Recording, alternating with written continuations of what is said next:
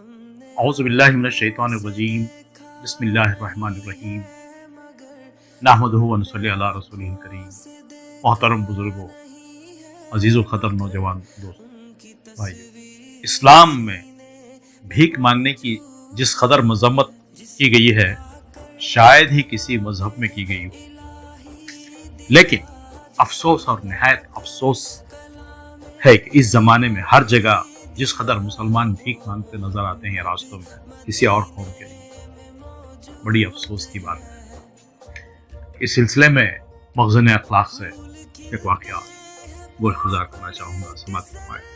انصار میں سے ایک شخص آپ صلی اللہ علیہ وسلم کی خدمت میں حاضر ہوا۔ آپ صلی اللہ علیہ وسلم نے فرمایا، کیا تیرے گھر پر کچھ نہیں ہے؟ اس نے عرض کیا، کیوں نہیں، یہ ایک موٹی سی کمبل ہے، اسے کچھ اوڑھتا ہوں، کچھ بچھاتا ہوں، اور ایک پیالہ ہے جس میں پانی پیتا ہوں۔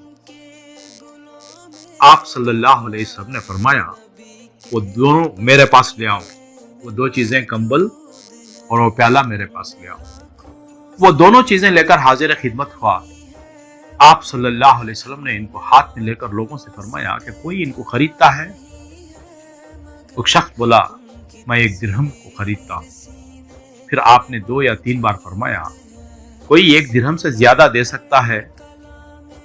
اس شخص نے کہا، میں 2 درہم دیتا ہوں۔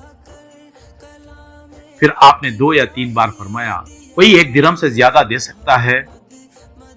ایک شخص نے کہا، میں 2 درہم دیتا ہوں۔ آپ صلی اللہ علیہ وسلم نے کمبلی اور پیالہ اس کو دے دیا۔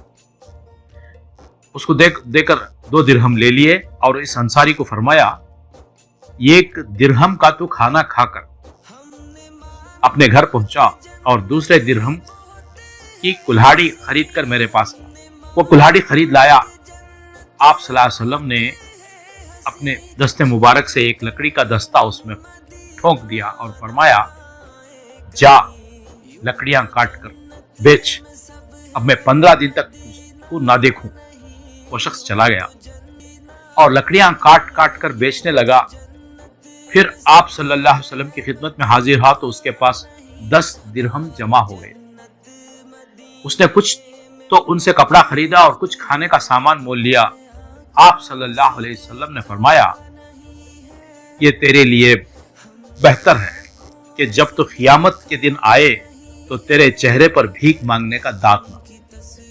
جب تو قیامت کے دن آئے تو تیرے چہرے پر بھیک مانگنے کا داغ نہ ہو۔ دیکھ، سوال کرنا صرف اس شخص کو حلال ہے جو سخت محتاج اور معذور ہو۔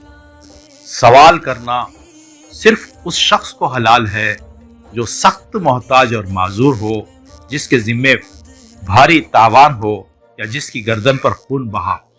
افسوس اور نہایت افسوس ہے کہ اس زمانے میں ہر جگہ جس قدر مسلمان بھیک مانگتے نظر آتے ہیں، اس قدر کسی اور قوم کے آدمی نظر نہیں آتے۔ دستے سوال، دستے طلب لاکھ عیبوں کا عیب ہے، جس دست میں یہ عیب نہیں وہ دست غیب ہے۔ ہم مسلمانوں کو اس بات کی کوشش کرنی چاہیے کہ جہاں تک ہو سکے ہم ان بھیک منگوں کو بڑھاوا نہ دیں، جہاں تک ہو سکے ان کو ختم کرنے کی، اس بیماری کو ختم کرنے کی کوشش کریں۔ آج ہم دیکھتے ہیں سکھ قوم، جین قوم ہمارے سے بہت کم تعداد میں ہیں، لیکن کوئی بھیک مانگتا نظر نہیں آتا۔